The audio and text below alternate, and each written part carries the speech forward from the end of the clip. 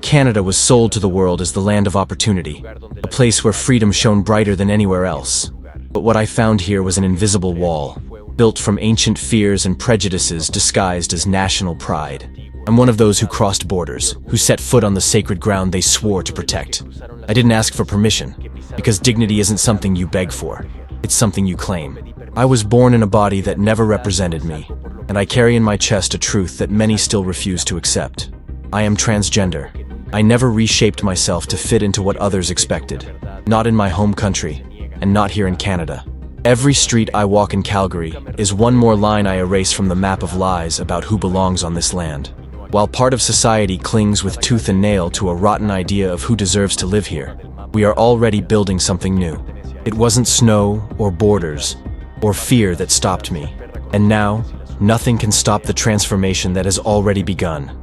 The old flags still wave on their masts, but their faded colors grow weaker under the living glow of the rainbow flag we carry in our hearts. The Canada they dreamed of is gone, and it's never coming back. My name is Santiago. I was born in the heart of Mexico, in a place where being different is almost a silent sentence to invisibility. I grew up knowing I wasn't allowed to be myself, as if there was a script written for me, and any attempt to stray from it meant being erased from the story before I even had a chance to live it. At 27, I realized that staying there was choosing to die inside, one piece at a time. I couldn't keep waiting for a conservative country to suddenly decide that people like me deserve to exist in peace. Every street corner, every hostile glance, every muffled comment pushed me further away from the place they dared to call home. And so, suffocated but determined, I began planning my escape. I wasn't looking for acceptance. I didn't want crumbs of respect. I wanted freedom, room to breathe without fear. I wanted to live somewhere I could raise my head without having to apologize for who I am. I heard about Canada like a lighthouse shining through the darkness, a country that preached diversity, inclusion, human rights. The promise of a new life felt too real to ignore. But reality, as I would quickly learn, was far harsher than the slogans they painted.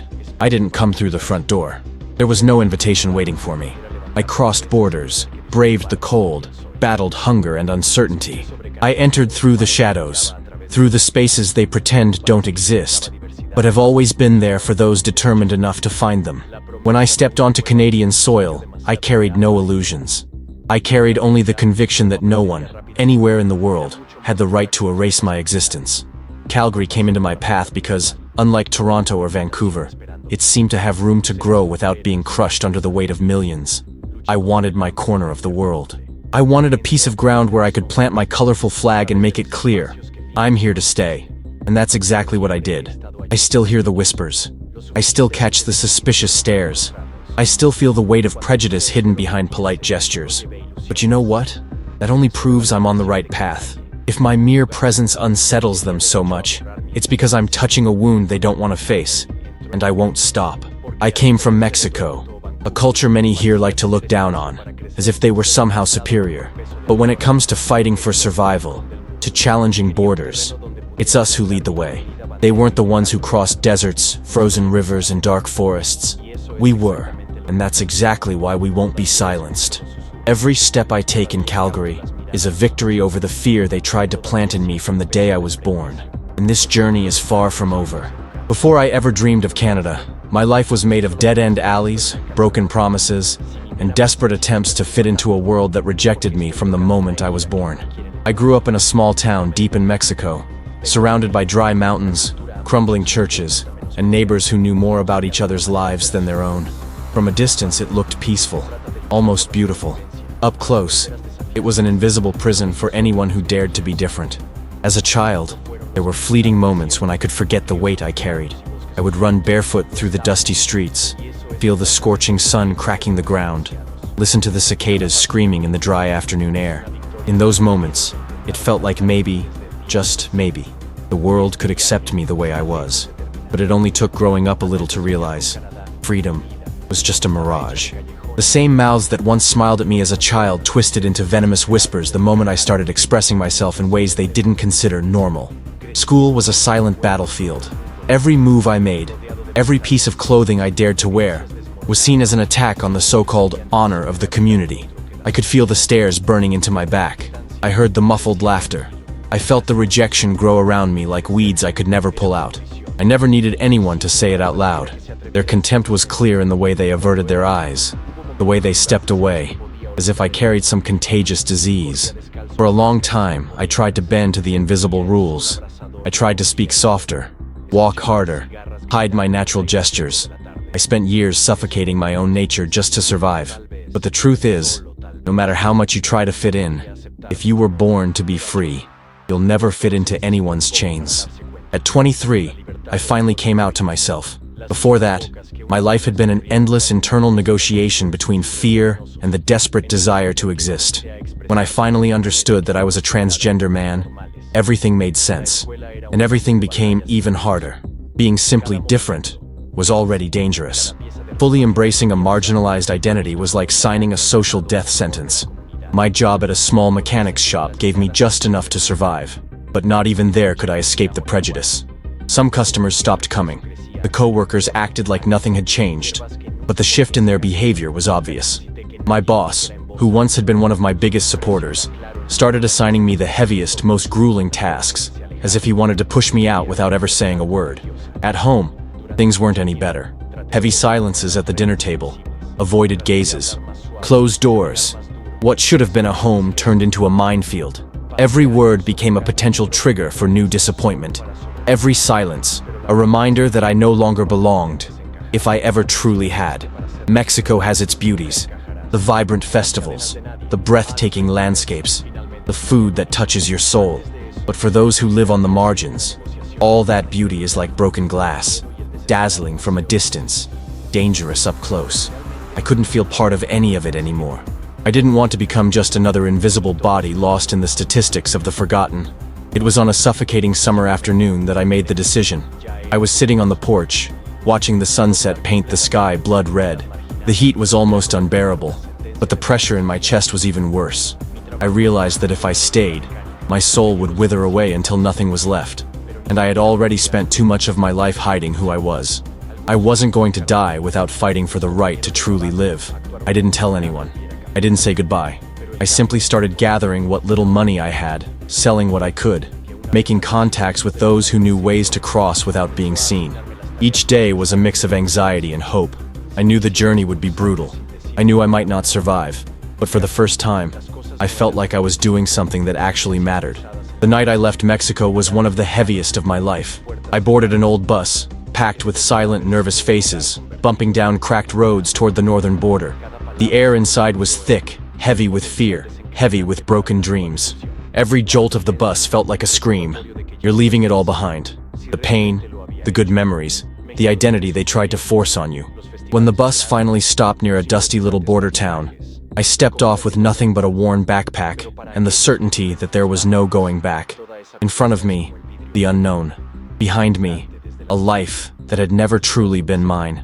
I didn't cry. I didn't look back.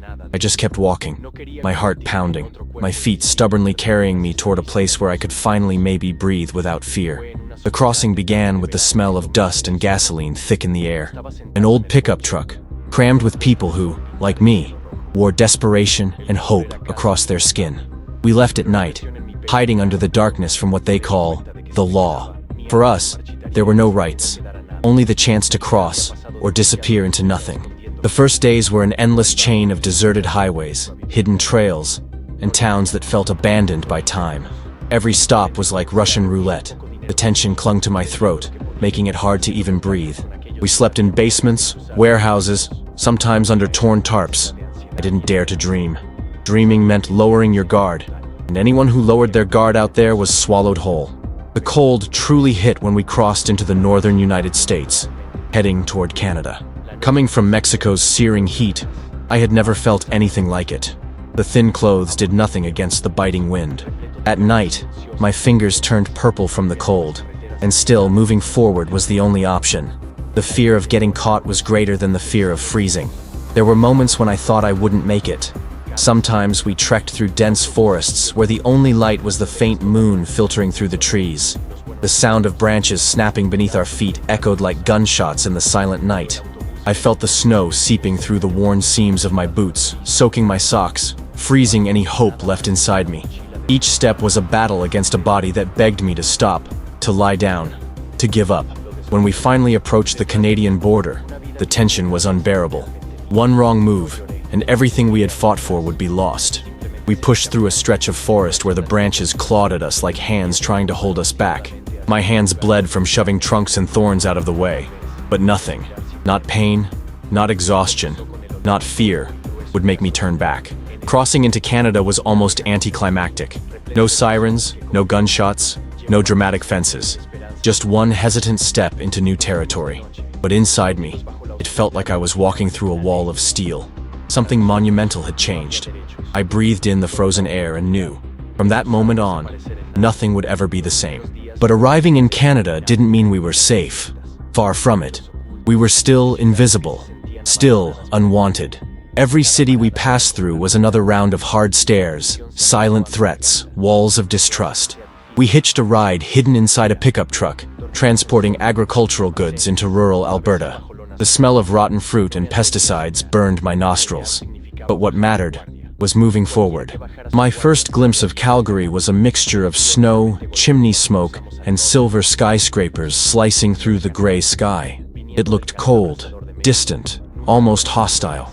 But through my eyes, Calgary was the promised land, a place where no one knew my name, where I could rebuild myself from the ground up. I jumped off the truck before we reached downtown to avoid drawing attention. I walked through the thick snow with a torn backpack on my shoulders and a heavy heart in my chest. Every gust of icy wind seemed to try to push me away, but I kept walking, because if I looked lost, if I looked weak, I would be swallowed. I found shelter in a grimy hostel on the outskirts of town, where a few coins bought me a hard bed and a thin blanket.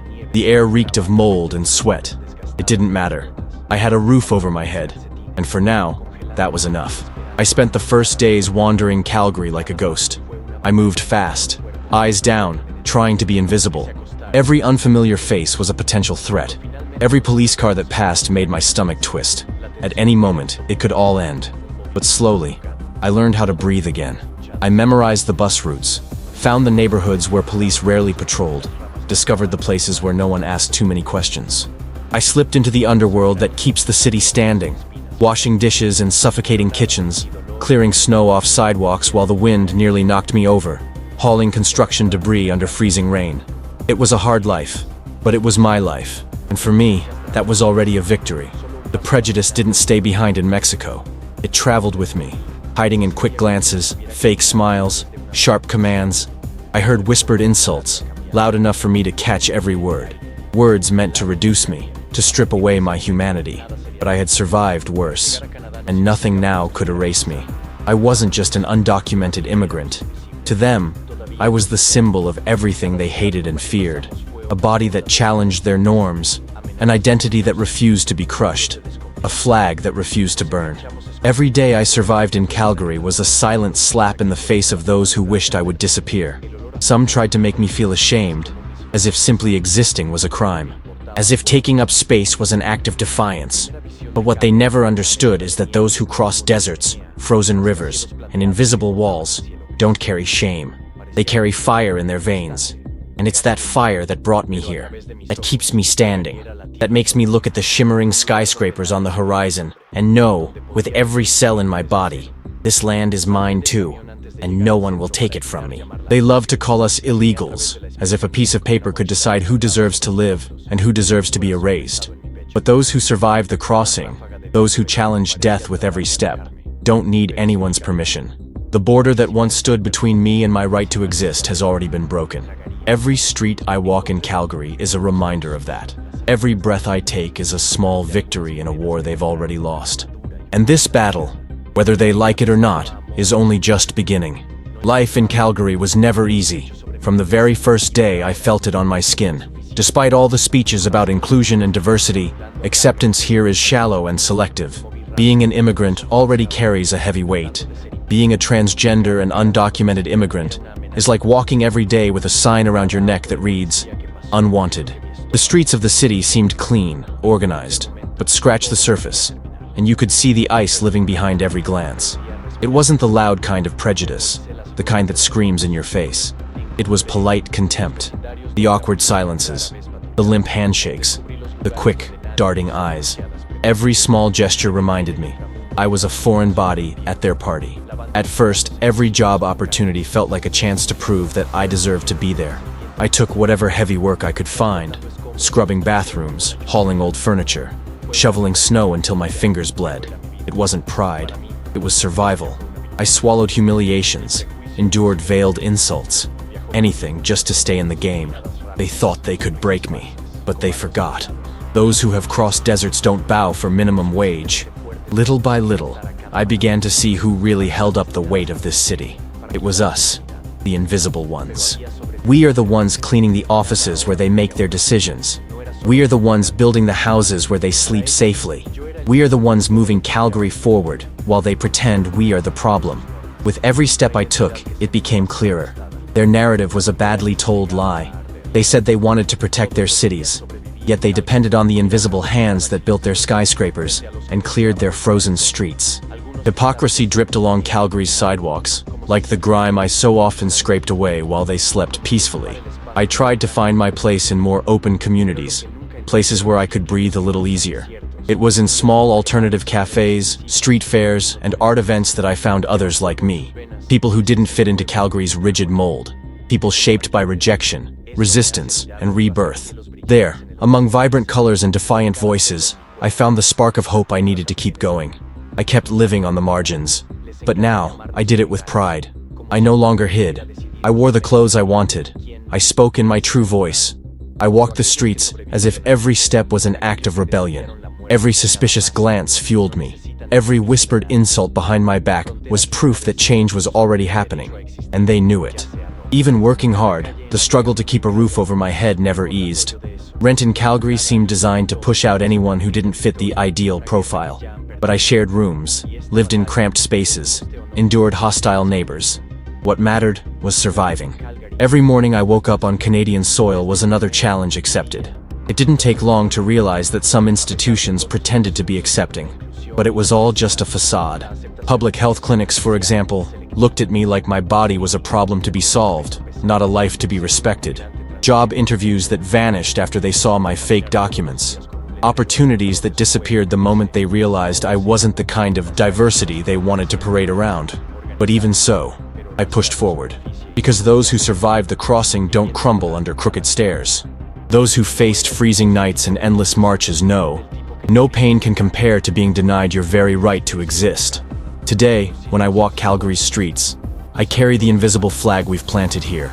A flag that's colorful, alive, scarred, and unbreakable. It doesn't matter how many angry speeches try to reduce us. It doesn't matter how many laws try to erase us. The future has already begun, and we are part of it, whether they like it or not. It's ironic to watch the same people who call us a threat, clinging desperately to the comfort we helped build. They depend on our labor, our creativity, our resistance, and still, they pretend we're disposable. They pretend they can erase our existence with empty words and imaginary borders. If I'm an invader, then I am the kind that keeps this city standing while they hide behind hypocritical speeches. If I'm a problem, then I am the problem that exposes the rot they try so hard to sweep under their whitewashed carpets of false purity. Every street I walk in Calgary is a victory clawed out by sheer will. Every breath I take is a silent answer to those who wanted me erased. I'm not here to ask for acceptance. I'm here to live. I'm here to exist. I'm here to take up space. And whether they like it or not, it's too late to change that. There is no border that can erase the seed we've already planted here. No wall, no law, no prejudice can stop the force of those who choose to live unapologetically. Every street, every neighborhood, every piece of this city already bears our mark. We are the change they could not stop. When I look back, I see every piece of the path I walked, etched into the scars I carry. There are no medals for those who cross borders hidden in the shadows. No trophies for those who choose to live their truth in a world determined to rip it away. But the real victory lies exactly in this: to exist, to persist, to resist. Calgary is cold, it's harsh, it's suspicious. But even so, I planted my feet here, like someone planting a colorful flag in conquered ground. Every morning I wake under this gray sky. Every step I take on these frozen streets is a reminder that I won a silent war most people will never even see. I am the colorful stain on the pale canvas they try so desperately to preserve. I am the uncomfortable echo in a city that pretends to be welcoming while closing its doors to those who dare to break its invisible rules. I don't fit the mold of the ideal immigrant they dream of, and I never will. Because I didn't come here to become just another faded face in the crowd. I came to leave my mark, vivid, painful, and indelible. The Canada they preach in tourist brochures is a fairy tale made for outsiders. The real Canada is built of narrow corridors, half-open doors, and eyes that size you up, asking if you're useful or disposable. I've seen it. I've lived it. I've survived it. And I'm still standing. They built invisible walls thinking they could protect their traditions. But they forgot. Dead traditions can't withstand the force of those who carry life pulsing through their veins. Every step we take breaks down another brick of their fear. And now, there's no turning back. There's no return to a comfort that was always reserved for a few and fatal for so many. While they desperately try to preserve a past that's already rotting, we are building the future, brick by brick, street by street, and this future doesn't ask for permission. It doesn't ask for forgiveness. It simply moves forward. Leave it in the comments. Is diversity a threat, or is it what keeps true freedom alive?